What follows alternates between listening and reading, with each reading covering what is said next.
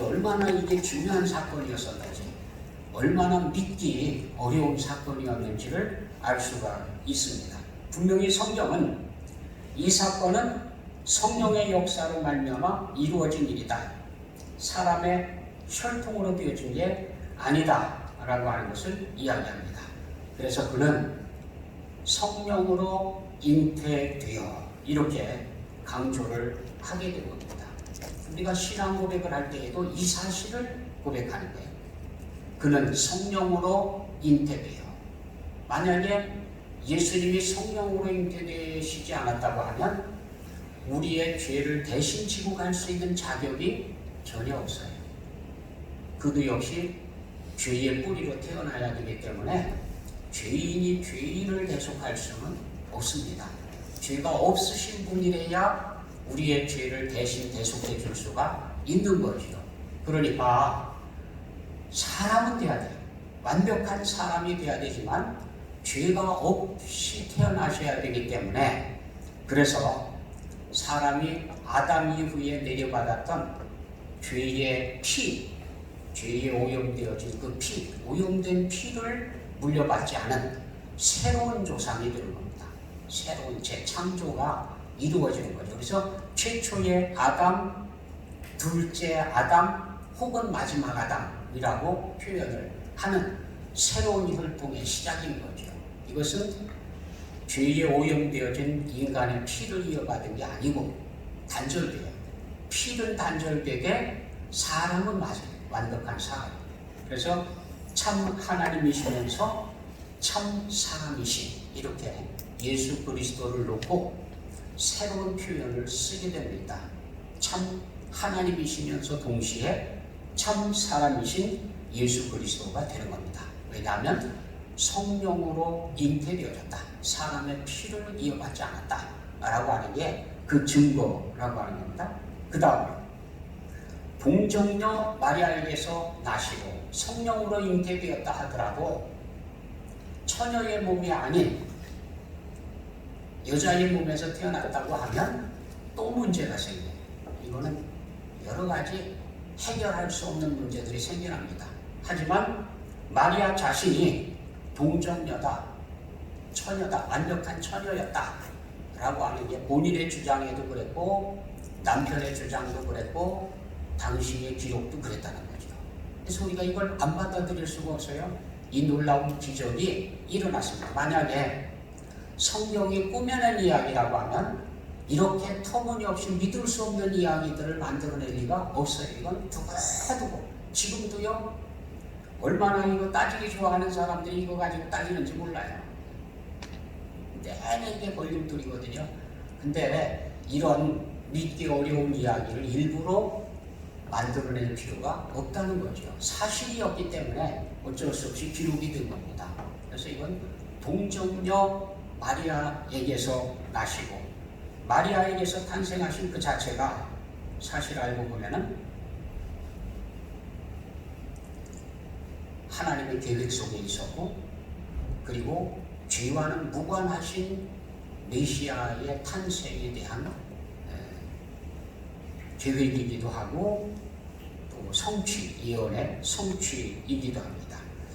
갈라디아서 4장 4절에는 이렇게 표현해놨습니다. 때가 참에 하나님이 그 아들을 보내사 여자에게서 나게 하시고 율법 아래에 나게 하신 것은, 예수님의 탄생에 대해서는 전적으로 여자에게서 났다, 여자의 후손이다 라고 주장을 합니다. 창세기에서 얘기했던 여자의 후손은 단수를 말하고 유일하신 한 번밖에 없어요. 남자 없이 여자가 잉태해서, 혼자 잉태해서 아이를 낳는다, 이건 있을 수가 없는 얘기거든요. 한 번밖에 없습니다. 단 한 번밖에. 유일 사건입니다. 유일 사건. 그것은 예수 그리스도의 탄생에서 이루어진 사건입니다. 동정녀 마리아에게서 나시고, 그것은 창세기 3장 15절에 예언의 성취였다 라고 성경이 이야기를 합니다. 여자의 후손이라고 하는 독특한 표현을 쓰지요.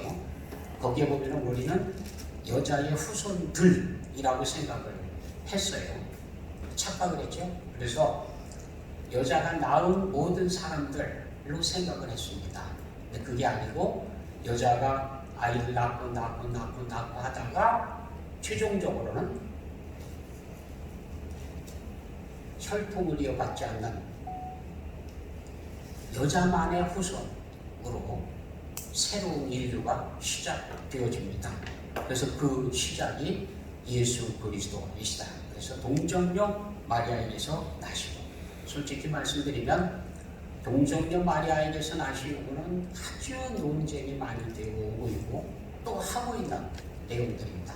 그럼에도 불구하고 믿지 않을 수가 없는 확실한 사건이기도 합니다. 오죽했으면 연예인 교회가 있는데 거기에서 그랬다고 그러죠. 성경 공부를 하는데 이 구절을 공부했습니다. 동정녀 마리아에게서 나시고, 그래서 마리아가 성령으로 잉태되어졌는데 동정녀 마리아에게서 예수님이 탄생하셨다, 이 이야기를 하니까 젊은 연예인들이 있다가 웃었다는 거죠. 웃기는 얘기 아니다. 아니 어떻게 그래? 처녀가 애를 내느냐 이거예요.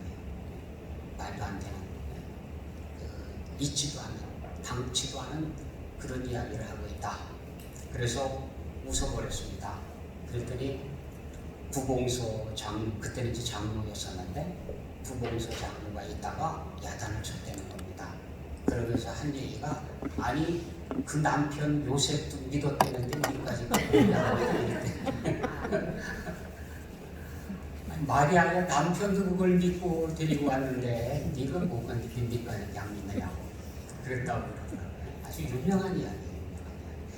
아무튼요, 그 기사를 보면 그렇습니다. 예? 왜 요셉이 이것 때문에 고민하다가 파혼을 하려고 조용히 끊으려고 노력을 하고 그러다가 갑자기 태도가 변해가지고 데리고 와서 아이를 낳고 보호하고 그렇게 되느냐. 그게 바로 성령으로 잉태되고 동정녀 마리아에게서 나신 성경에 기록되어진 그대로 이걸 사실로 받아들였기 때문에 가능했다는 겁니다. 안 그러면 가능하지 않은 사건이 그때 일어났거든요. 그러고 보면 이 놀라운 사건이 일어났다. 그런데 이 놀랍지도 않아요. 왜? 이미 오래전에 예언이 되어 있거든요. 이렇게 되리라고. 다만 우리가 안 믿었을 따름이죠. 믿지 못하니까 이거는 무슨 비유다라고 생각을 하고 비유풀이처럼 해석을 했을 따름이지 사실은 그대로 문자 그대로 예언이 되어져 있었어요. 받아들이면 되는데 그걸 받아들이지를 못해서 그래서 믿지를 못했던 겁니다. 그럼에도 불구하고 우리는 고백합니다. 그는 성령으로 잉태되어 동정녀 마리아에게서 나시고, 이게 우리 신앙 고백이에요. 신앙. 만약에 이게 믿어지지 않으면 성령을 못 믿는 거예요. 놀랍게도 우리가 매번 공부하고 연구하고 묵상합니다만 창세기 1장 1절, 창세기 1장 1절을 믿으면 나머지는 다 믿을 수 있어요. 창세기 1장 1절을 못 믿으면 나머지도 알쏭달쏭해요. 그래서 하나님께서 천지를 창조하신 창조주이시다 라고 믿으면 사람도 하나님께서 창조하셨고 남자도 창조하시고 여자도 창조하시고 그리고 또 자녀를 낳는 그 체계도 만드시고, 그래서 이 설계도대로 우리가 이루어지고 있는 거 아닙니까? 최근에 와서야 설계도를 알게 됐습니다만 아무튼 인간의 놀라운 설계도가 있어서 그대로 진행이 되고 있어요. 그것을 만드신 분이 여자의 몸에서 잉태해서 사람이 태어나는 걸 못하느냐? 아니거든요. 흙으로 빚어서 사람의 형상을 만드시고 코에 생기를 불어넣어서 생명이 되게 하신 하나님이, 그래 남자가 아니라 여자가 있는데 아이를 베고 태어나게 하는 거 그걸 못하느냐 이거예요. 가능하다 이거죠. 그러니까 1장 1절만 믿으면 나머지는 불가능한 게 하나도 없어요. 다 가능합니다. 하지만 1장 1절을 제대로 못 믿으면 나머지도 다 걸려요. 이거 걸리고 저거 걸리고 다 걸려요. 다 어렵습니다. 힘이 듭니다. 그래서 우리는 분명히 고백을 합니다. 그는 성령으로 잉태되어 동정녀 마리아에게서 나시고 우리는 아멘입니다. 이거 그렇게 됐다. 최초의 크리스마스의 소식도 이 사실을 가르쳐주고 있고요. 놀랍게도 하나님의 계획은 이 놀라운 기적을 통해서 하나님의 역사를 이루신다고 하는 겁니다. 그래서 우리는 고백을 합니다. 그 다음 고백이 뭡니까? 본디오 빌라도에게 고난을 받아. 본디오 빌라도에게 고난을 받아. 본디오 빌라도가 참 이게 문제예요. 그렇죠? 예. 솔직히 말씀드리면 빌라도는 예수님 재판하고 싶지 않았습니다. 가능한 한 피하고 싶었습니다. 가능한 한 무죄로 내주고 싶었습니다. 가능한 한 살리고 싶었습니다. 솔직한 고백. 본디오 빌라도가 성경에 기록된 대로 본인의 고백이고 본인의 고민이고 그랬어요. 거기다가 그 부인까지도 가세했어요. 남편이 예수님을 재판하고 있을 때 눈을 떴는데 남편이 없어요. 어디 가 있는지 알아요. 그래서 관정에 사람을 보냅니다. 내가 잠을 자다가 꿈을 꿨는데 저 의인 때문에, 예수님을 두고 하는 얘기죠. 저 의인 때문에 내가 괴롭힘을 많이 받았습니다.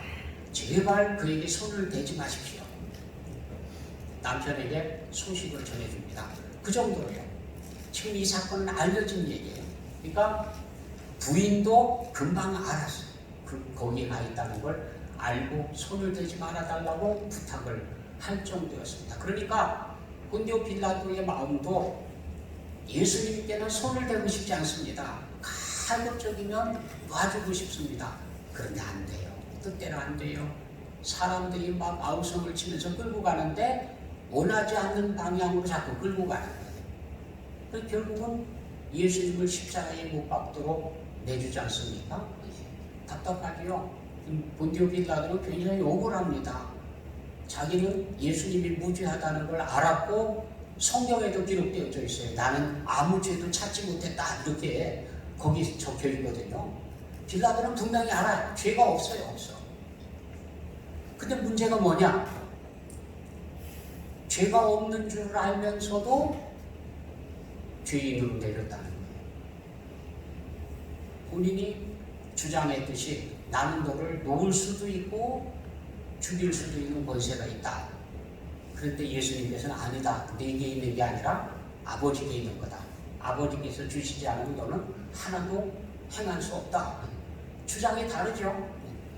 빌라도는 자기가 분명히 놔줄 수도 있고 죽일 수도 있다라고 주장을 했는데 그렇다고 하면 놔줬어야 된다는 거죠. 왜? 죄를 못 찾았으니까. 자기 주장대로라고 하면 매질을 해서도 안 되고 죽여서는 더더욱 안 되고 놔줬어야 된다는 거예요. 무죄다. 그러고 놔줬어야 된다는 거예요. 근데 안 그랬어요. 왜요? 밀란이 일어날까 봐.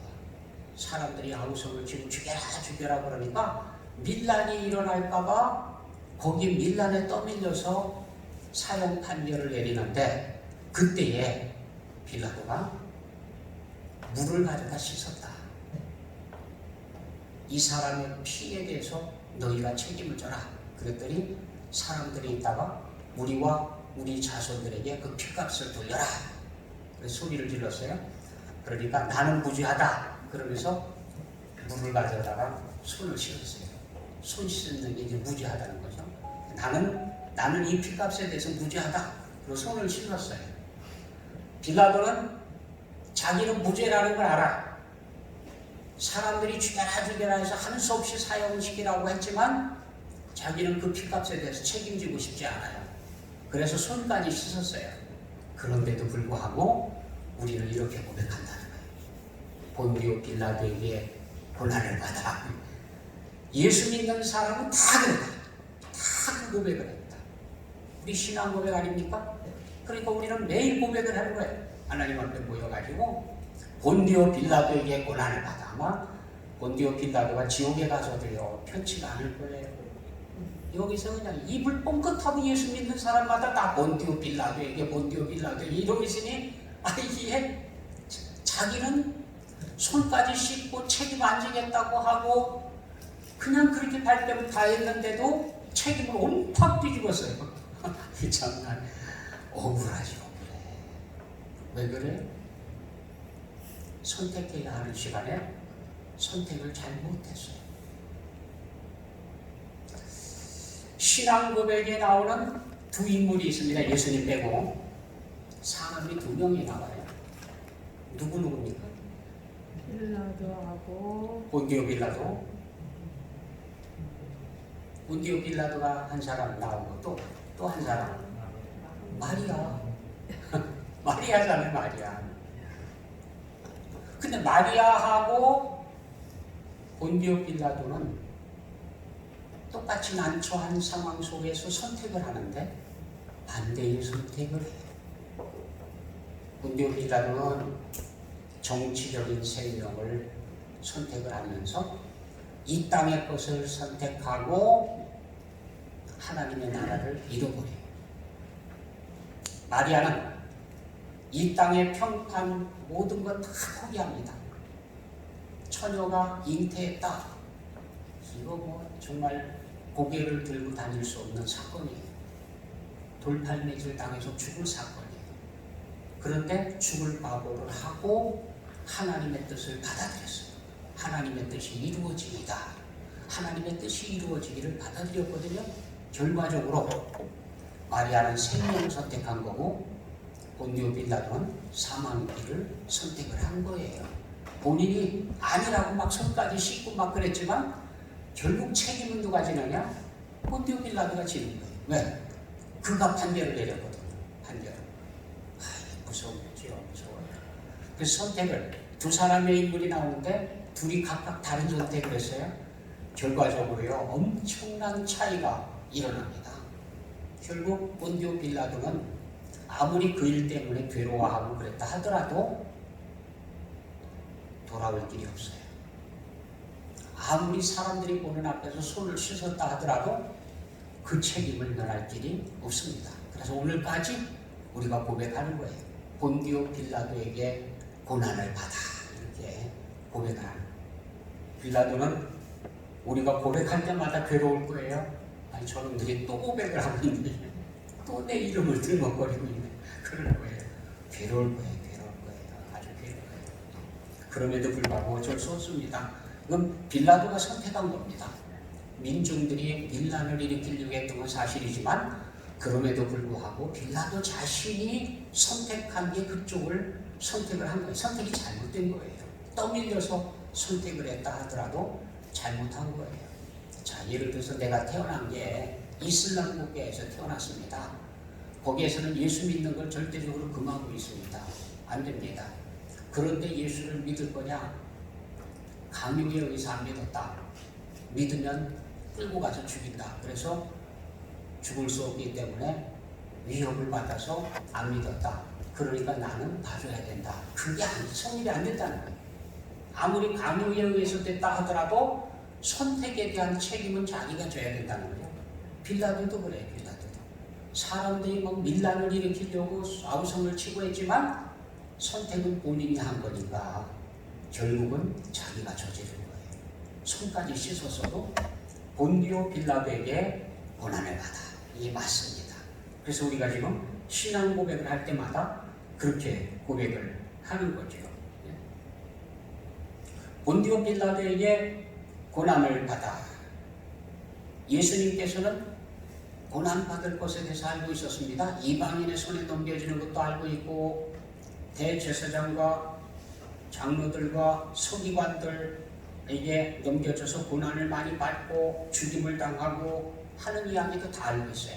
그래서 제3일에 다시 살아나리라 하는 얘기까지 제자들에게 다 들려줬어요. 다만 제자들은 그 말을 알아듣지를 못했어요. 왜요? 그런 일이 없었으니까. 역사에 한 번도 일어나지 않았었으니까. 그래서 믿지를 못했어요. 믿을 수 없는 참 어려운 일이었습니다. 그럼에도 불구하고 그대로 일어났죠. 주님께서는 고난을 기꺼이 아시면서 그 길을 가신 겁니다. 십자가를 진다고 하는 게 얼마나 큰 고난을 짊어져야 하는지를 알고 계셨습니다. 그럼에도 불구하고 우리를 구원하시는 유일한 길이 주님께서 죄를 뒤집어 쓰시고 십자가를 지고 가는 것밖에는 없었습니다. 그래서 그 길을 가신 거예요.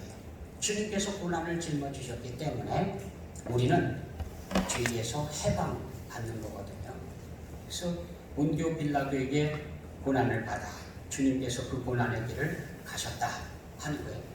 주님께서 고난의 길을 가시면서 제일 힘들어했던 것, 제일 어려워했던 것, 그게 뭐냐? 채찍질 당해서 살갗이 뜯겨져 나가고 피로 범벅이 되는 그것도 감수를 하세요. 얼마든지 그걸 받아들일 수 있습니다. 십자가에서 생살에다가 못을 박아가지고 때로는 뼈가 으스러져 나갈 수도 있는, 못이 잘못 들어가면 뼈가 으스러져 나가거든요.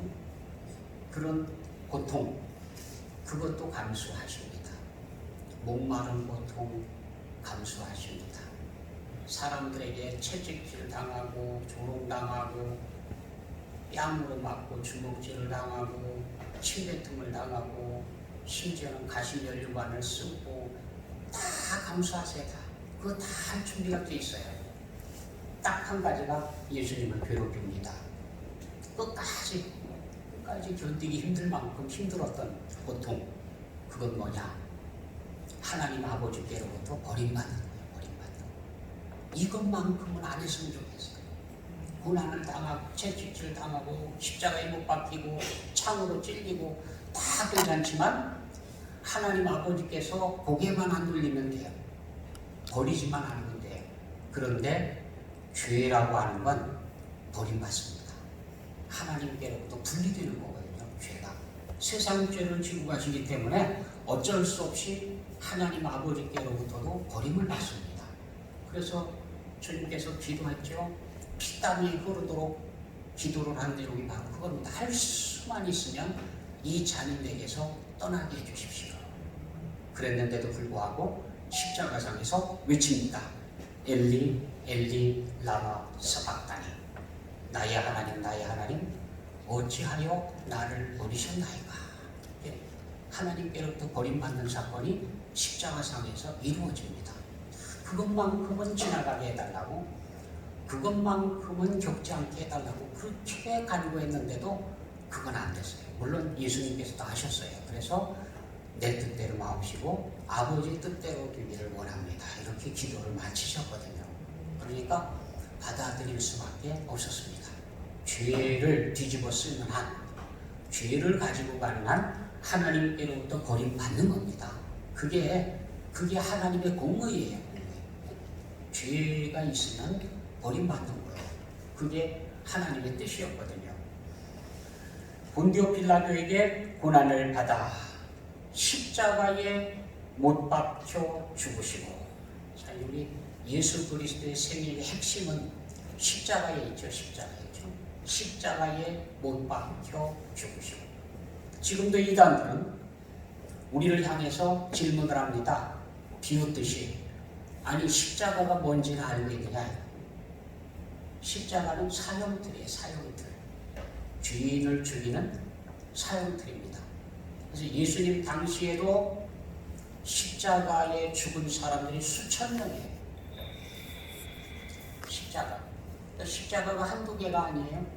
세 개만 있는 게 아니에요. 수만 개의 십자가가 세워졌고 거기 수많은 사람들이 죽어갔습니다. 그것도 특별히 정치적인 범죄를 저지른 사람들, 로마의 정부의 반기를 들었던 사람들이요. 정치범들이 많이 죽어갔습니다. 그게 십자가예요. 그런데 유독 예수님의 십자가와 다른 십자가가 다른 이유가 뭐냐? 수많은 십자가가 있는데 유독 예수님의 십자가는 뭐가 다르냐? 다른 것은 예수님이 죄인이 아니라는 거예요. 다른 십자가는 죄인이 매달렸습니다. 자기 죄를 자기가 지고 갑니다. 할 말이 없어요. 그러나 예수님은 죄가 없으시기 때문에 죽임당해서는 안 되는 거거든요. 그런데 그분이 십자가에서 죽임을 당할 이유는 우리의 죄를 대신 떨어지고 가신 거예요. 대신 짊어지고 가신 거예요. 죄인 취급을 당하시면서 가신 거예요. 그래서 예수님의 십자가가 특별히 의미가 있는 겁니다. 그래서 우리는 십자가에서 하나님의 공의를 다 만나요. 하나님의 사랑과 공의가 십자가상에서 다 나타났어요. 죄인을 미워하시고 죄를 벌하시는 하나님의 공의가 거기에 나타났고, 그리고 우리를 용서하시고 구원하시기를 원하시는 하나님의 사랑도 십자가에서 나타났어요. 그래서 우리는 십자가에 못 박혀 죽으신 예수 그리스도의 사건을 우리 구원의 핵심으로 봅니다. 그래서 성경에는 그들이 예수를 십자가에 못 박은 후에 그 옷을 제비 뽑아 나누고 십자가에 못 박은 사건을 기록하고 있습니다. 시간까지도 거기 나옵니다. 몇 시가 돼서 십자가에 못 박고 몇 시부터 몇 시까지는 어둠이 이 땅에 임하고, 이렇게 십자가의 사건, 특별히 예수님을 십자가에 못 박았을 때 일어났던 일에 대해서 자세하게 기록을 하고 있습니다. 그리고 바울은 고린도전서 1장 18절에서 십자가의 도가 멸망하는 자들에게는 미련한 것이요 구원을 받는 우리에게는 하나님의 능력이다. 십자가가 어리석은 사람들이 볼 때는 이게 진짜 어리석은 거예요. 구원받지 못하는 사람들이 볼 때는 십자가만큼 미련하고 어리석은 이야기가 없어요. 그런데 구원을 받는 우리에게 있어서 십자가는 하나님의 능력이에요. 구원의 능력. 우리는 십자가를 통해서 구원받고 십자가를 통해서 죄사함을 받고 십자가를 통해서 새로운 삶을 살아갑니다. 하나님의 자녀로서의 새로운 신분을 누리게 됩니다. 십자가의 사건은 우리에게 있어서는 곧 하나님의 능력이다. 능력. 그래서 영화들을 보시면 악한 영들을 대항할 때에 십자가를 다 이렇게 앞세우죠. 그렇죠? 십자가가 능력이라고요. 믿는 사람들에게 있어서는 십자가는 곧 하나님의 능력이에요. 그런데 십자가가 하나님의 능력이 되려고 하면 거기에 예수 그리스도의 피가 있어야 돼요. 예수님의 피가 없는 십자가는 그건 아무것도 아니에요. 예수님의 피가 있을 때에 십자가는 곧 하나님의 능력입니다. 6.25 때에 공산당원들이 내려와가지고 공산군이 이 한국 믿음 생활하는 사람들을 죽일 때 그렇게 죽였습니다. 나무 두막 건축 자재에 있었던 거 2개 갖다가 딱 걸쳐놓고 십자가로 딱 이렇게 걸쳐놓고 밟고 지나가면서 침 뱉고 지나가라. 그러면 살려준다. 그랬어요. 그게 십자가예요? 나무 두막이에요? 건축하느라고 옆에다가 쌓아놨던 나무 두막 갖다 2개 딱 걸쳐놨어요. 그리고 밟고 지나가면서 침 뱉어라. 그러면 살려준다 그래서 그게 십자가예요? 나무 두막이에요? 나무 토막 십자가. 참 현명 안에 선택돼요. 나무 두막으로 끝날 줄 알았더니 나무 두막 십자가다. 그것도 무슨 십자가예요? 아무튼 나무 토막이지만 그게 예수님의 십자가를 상징하고 있을 때에는 우리는 밟지도 않았고 침뱉지도 않았던 거예요. 왜? 십자가로 인식을 했기 때문에 그렇거든요. 공산군들이 그걸 밟으라고 할 때도 나무 토막 밟으라고 시킨 게 아닙니다. 십자가를 밟고 침뱉으라고 시킨 거죠. 그죠? 그러니까 시키는 사람도 십자가로 그거를 정해놓고 밟으라고 한 거고, 안 밟는 사람도 십자가로 알고 안 밟는 거예요. 이게 우리의 신앙 고백이거든요. 신앙 고백. 예수 그리스도의 피가 있는 십자가. 그 십자가는 우리를 구원하는 하나님의 능력이다. 능력. 그래서 십자가의 도가 우리에게는 하나님의 능력입니다. 그래서 바울은 고백하기를 내게는 우리 주 예수 그리스도의 십자가 외에 결코 자랑할 것이 없으니 그리스도로 말미암아 세상이 나를 대하여 십자가에 못 박히고 내가 또한 세상을 대하여 그러하니라. 나는 십자가를 통해서 세상하고는 결별하고 세상은 십자가를 통해서 나와 결별하고 우리는 십자가 안에서 살아요. 십자가의 삶을 살아요. 그리고 예수 그리스도인 그리스도죠. 그리스도 안에서 살아가고 숨쉬고 그러는 겁니다. 십자가에 못 박혀 죽으시고 장사된 지 사흘 만에 죽은 자 가운데서 다시 살아나셨으냐. 우리 기독교는 부활의 종교예요. 부활의 종교. 우리 기독교는 빈 무덤의 종교예요. 누가 뭐라고 해도 이건 변함이 없습니다. 예수님께서는 무덤에 집착하지 않았어요. 무덤도 자기 게 없어요. 무덤도 다른 사람 무덤에 잠깐 묻혔다가 빌려 썼다가 사흘 뒤에 벗어던지고 나온 다음엔 끝이에요. 우리는 무덤에 집착하지 않습니다. 그래서 우리도 마찬가지. 우리도 사실은 무덤에 그렇게 집착할 필요는 없어요. 우리는 하나님 나라에 집착을 해야죠. 우리가 가서 살 우리의 영원한 집, 거기에 관심을 갖고 있지, 이 땅에 죽음의 표시로 만들어 놓은 무덤에는 별 관심이 없습니다. 잠깐 빌려 쓰나 남의 거에 잠깐 있다가 가나 상관없어요. 어차피 한 줌 불구로 들어가면 끝입니다. 그러니까 그렇게 큰 의미가 없습니다. 우리에게는. 그래서 우리는 빈 무덤의 종교이고 무덤에 집착하는 종교가 아니라는 것을 분명히 해야 됩니다. 반면에 다른 종교들은 보십시오. 무덤에 얼마나 집착을 많이 하는지요. 난리입니다. 난리. 박물관이라고 하는 대부분의 유물들은 전부 다가 무덤에서 나온 거예요. 무덤 문화이거든요. 무덤에 있던 것 그거거든요. 그만큼 사람들은 무덤에 집착하고 살았다는 거죠. 그러나 기독교인들은 무덤에 집착하지를 않았습니다. 여기에 달라요. 예수님께서도 빈 무덤이었다. 지금에 와서는 어떤 게 주님의 무덤인지도 몰라요. 성지순례 갔다 온 사람들 이야기 들으면요, 예수님의 무덤이 여기도 있고 저기도 있고 그렇대요. 왜? 주장하는 데 따라서 이게 진짜다 저게 진짜다 그래가지고 예수님 무덤 교회 기념 떠들어놔도 어느 게 진짜인지 아직도 몰라요. 전설일 따름이고 기독교 역사상 예수님의 무덤에 집착한 적이 없어요. 어차피 빈 무덤으로 끝났거든요. 그러니까 더 이상은 관심도 없었습니다. 그렇게 중요하지 않았습니다. 부활하신 주님에 집착하고 승천하신 주님에 집착하고 살았지, 빈 무덤이 어떤 거냐 그거 이제까지 지키느라고 그거 안 했어요. 그래서 몰라요. 저 몰라. 중요한 거는 예수님의 무덤은 비어 있었고 주님을 장사 지낸 사람들, 장본인들이 찾으러 갔을 때에 이미 무덤이 비어 있었다. 가로막았던 문, 장정들 한 7명 정도가 불려지는 그 바위가 멀찍 떨어져 있었다. 그리고 그 이후 예수님을 죽은 가운데서 찾은 사람은 아무도 없다. 천사가 나타나서 예수님을 찾으러 갔던 여인들에게 얘기했습니다. 어찌하여 산 자를 죽은 자 가운데서 찾고 있느냐? 예수님을 찾으려고 하면 산자 중에서 찾아야지 왜 죽은 자 가운데서 찾고 있느냐? 이게 천사가 전해준 이야기였었거든요. 이 제자들도 살아계신 주님을 뵙고 나서 드디어 기쁨을 회복하지 않습니까? 그거예요. 우리는 살아계신 주님을 만나야 기쁜 거지, 죽어 계시는 무덤에 계시는 예수님 만나야 기쁜 게 아닙니다. 우리는 무덤은 끝났습니다. 강제로 지켰던 사람들도 지키지 못하고 끝내버렸잖아요. 결국 예수님은 거기에서 나오셨거든요.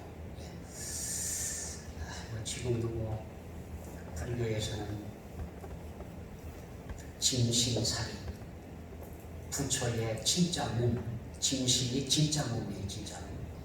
부처의 진짜 몸에서 나온 살이 그것 가지고 난리야. 우리나라에도 보니까 신문에 광고가 나와 있더라고요. 불교 신문에 진신살이를 분양합니다. 얼마, 한쪽에 얼마, 몇 배에 얼마 이렇게 가지고요. 거기에 보니까 웃기는 거는 택배도 해준다고. 택배 갔다가 설치해 주는 것도 가능하고 택배도 가능해요. 그래서 이게 그만큼 많으냐? 불교에 계시는 분이 얘기하는데 100% 가짜다 그래. 자기들끼리 사가지고 우리 절에 진신살이가 있다 그러면서도 100% 가짜예요. 이제 중국의 서안성에 법문사라고 하는 절이 있는데 거기에서는 진짜가 나타났어요. 진짜 손가락뼈, 부처의 손가락뼈가 나타났어요. 그래서 이 손가락뼈 때문에 지금 봉은사는 세계적인 관광지입니다. 중국 관광지 중에서도요 최고 등급의 관광지입니다. 전 세계의 불교도인들이 전부 그 손가락뼈 있는 거 보러 가는데 안 보여요. 그냥 막 보석함만 보이지 안 보여요. 그럼에도 불구하고 그거 본다고요 난리예요. 그냥 수백만 명이 몰려가고 가요. 우리나라에서는 어느 정도로 극성이었었느냐? 우리나라에 있는 불교도인들은 아예 그 진신사리를 모셔왔어요. 우리나라에 국내에 모셔와가지고 여기저기 돌아다니면서 전시회를 했어요. 서울, 부산 뭐 이렇게 전시